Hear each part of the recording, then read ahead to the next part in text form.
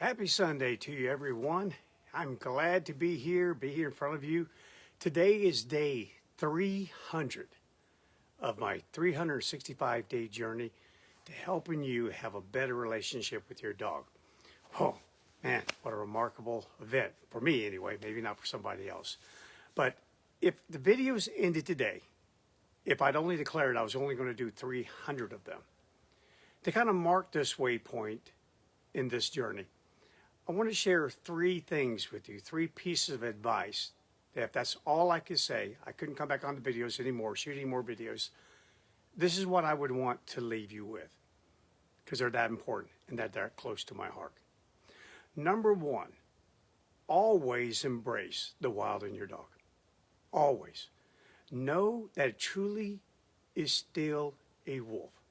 Don't fall for the fake science and the fake news that dogs are anything other than that they're little people in fur coats, that they are so far removed from their ancestor that they're nothing like it any longer. Don't fall for that, because that's only out there to support the beliefs of those, because they have nothing firm to hold on to. But it's not true.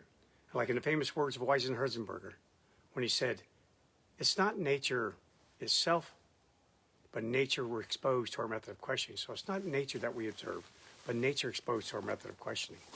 It's the absolute truth. I've been out here for about 2.5 weeks with Captain up here in the mountains. And Captain has not been into a lot of mountains like this, being able to roam as freely. Normally we go to a hiking trail, we go somewhere to go camping, and that's where he is for just a little bit. But I've been able to watch him day after day after day interact with this environment. And it's amazing what you see. When he was first arrived here, he was afraid of deer. Yeah, I got a picture of him at the bottom of a hill, a deer at the top of the hill, and he's sitting there trying to back up towards me. Now, he wants to pursue the deer. Of course, I don't allow that to happen because, especially this time of the year, when it's extremely cold, you don't want the deer burning calories that they shouldn't need to burn. So I'm not going to allow Captain to chase them, but he wants to chase them. He saw a mouse run across a trail the other day, and he pursued the mouse, and he hunted for that mouse, and he was unsuccessful. But we've gone by that trail many times in the last couple of weeks, and every single time, he immediately goes to that spot where he saw that mouse. Again, part of latent learning. Valuable. You don't always have to be rewarded. You're not always successful on the hunt. But it's really important to understand, where is their food? Where's their possible food patches? Where can I obtain life-sustaining energy? I've also seen him ingest just about everything up here. Everything from, I think, rocks to sticks to rabbit poop, raccoon poop, deer poop. Yeah, he's eating it. And he's learning about his environment. He's interacting. His day and nighttime periods seem to have flipped a little bit. He's far more active early in the morning, like me, but he's more active also in the early evening when it first becomes dark, more so than what he was back in Memphis. He's changing, and if I gave him enough time, he would change as much as he possibly could in the remaining years of his lifetime and become more and more like that creature that he descended from. That genetic hardwiring that he has that says, hey, there's still a little bit of wolf left in me, and I'm going to behave like that. You know, forget the big institutions and higher places of learning and all their studies that are done under fluorescent lights and controlled environments, wearing lab coats, fancy ties and suits, writing thesis after thesis, trying to support your doctorate or some other thing to bolster your ethos. Let all that go. Just grab your dog, head out here for a couple of weeks, if you can, and just observe. Watch. And what you will see unfold in front of you is nothing human-like. Not at all. So embrace it, because it's still there. It still rises to the occasion. I don't want you to completely be non-anthropomorphic. And the reason why is because you couldn't do it anyway. I believe it's part of our genetic hardwiring. that we are going to impute our human qualities and our human capabilities into animals. And I think it was hardwired into us for survival reasons. The ability to predict or even control the behavior of animals has a lot of survival value to it. And I put up in past videos that anything that has survival value to it is learned the easiest and sets in the deepest in your knowledge cavity. It just does. So yeah, just get out here and observe your dog. Take your dog out there, and I tell you what, you will truly understand what I'm saying. And all those people out there that claim, oh, it's been decades, I mean, not decades, but thousands of years since dogs were removed from wolves. Yeah, it has. But you also need to go study Evolution 101 and realize that those 30,000 years are not even one granule of sand in the evolutionary hourglass. So think about that. Number two, I'm going to start off with my advice number two. Remember, these are three things. If I had to turn off this video today and never appear in front of you again, I'd want you to have, so pay attention. Number two, I'm going to lead that off with a quote by Dr. Wayne Dyer. Go the extra mile, because it's never crowded there. Yeah, you go that extra mile, it's never crowded. You need to do that as a dog owner. You need to go the extra mile. You need to put in the extra reps, the extra time, the extra effort in acquiring the vast amount of knowledge that's available to you, developing a skill set that allows you to modify, shape your dog's behavior, but even more importantly, control it. Go the extra mile before you give up on your dog. Yeah, it's getting lonely up there as a lot of dogs are being turned over. A lot of dogs are being sent to shelters during these tough times. I'm just asking you, as a human, just as a person in whole, even in your careers, even in your relationships, and certainly in the relationship with your dog, go the extra mile. And lastly, I talk about all the time, we all get the dog we deserve. I say it all the time because it's true. It's the absolute truth. Those who complain the most do the least and give up the soonest. They're the ones out there that it's about them, not about their dog. They don't put in those extra reps, that extra time. They don't go that extra mile.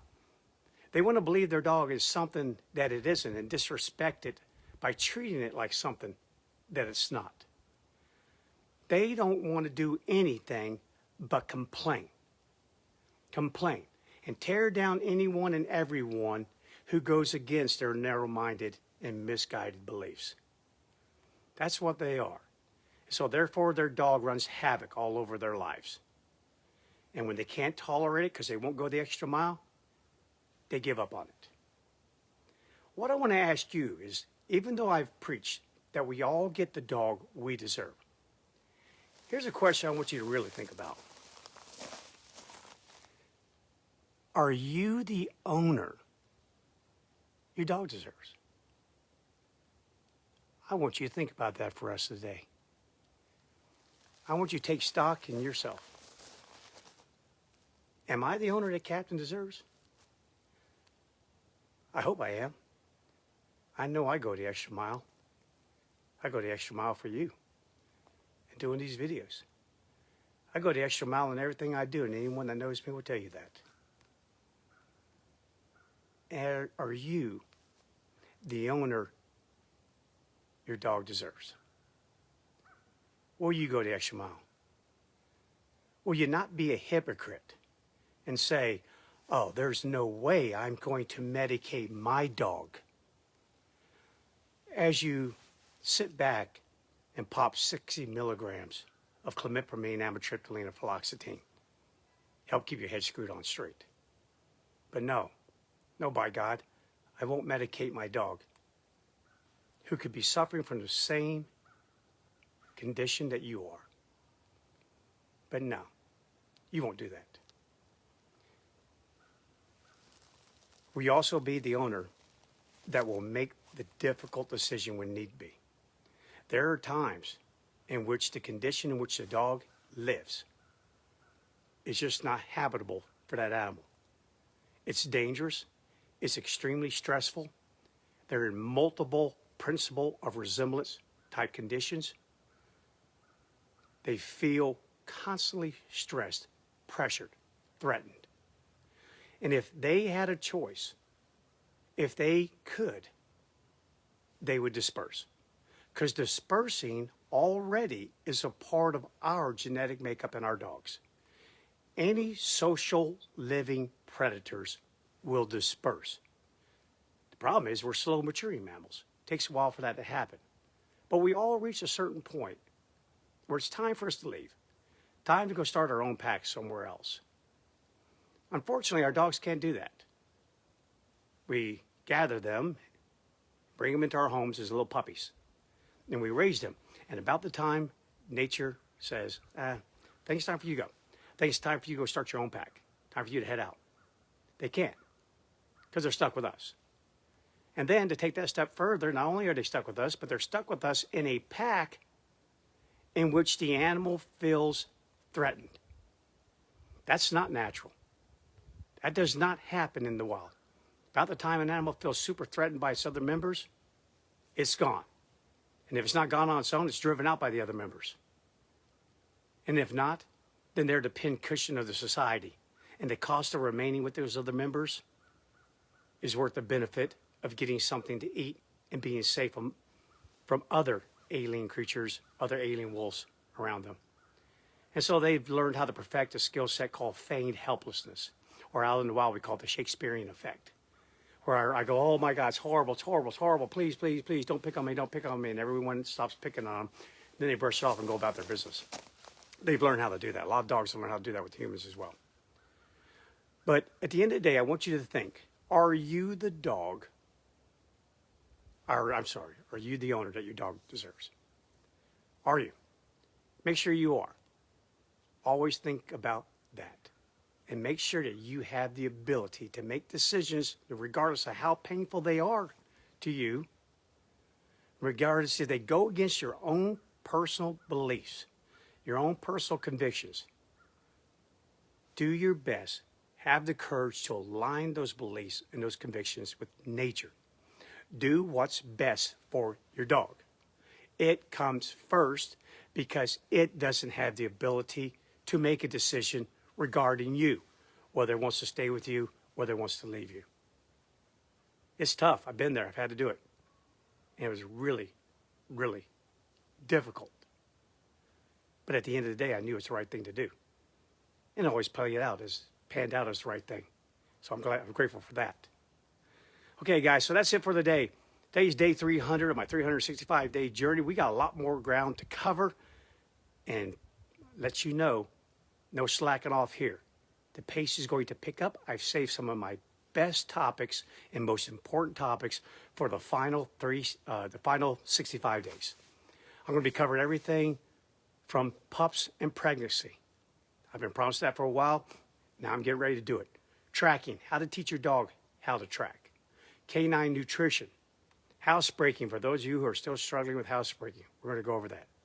But most importantly, I'll wrap up this journey with canine pharmacotherapy, my wheelhouse, the thing that I can do to save more animals than any other thing. Give you that knowledge, build that courage in you so you can take whatever step you need to take to ensure that you increase the quality of life for your dog and make it feel life is worth living. That's so very important. So plan on it, guys. Stay tuned in here because we're going to finish strong. We're going to end up going that extra mile for our dogs. And you're going to go with me. Okay, so that was my 3 points. Pay attention to them. Keep them in your heart. Keep them in your head. And you will continue to reap the benefits of having a dog. Because they truly are a joy. As long as you do it right. Okay, guys, I'm out of here. See you tomorrow for day 301. We'll get it done.